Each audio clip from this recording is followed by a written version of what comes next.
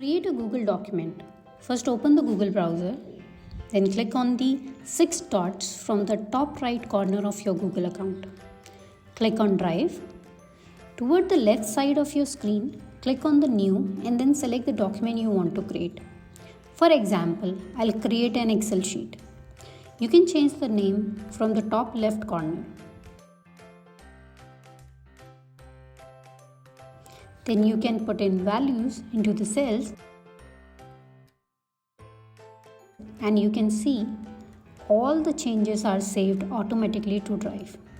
If you want to, you can save it to any specific folder from here.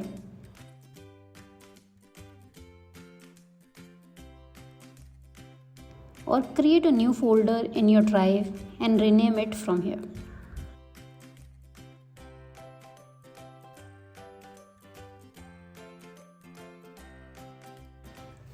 And when you click here, you can track all the changes to the right side of your sheet.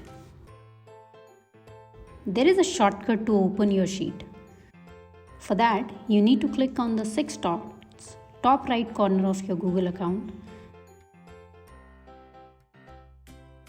Scroll down and then click on the Excel sheet icon and open the last used sheet directly from here. Thank you.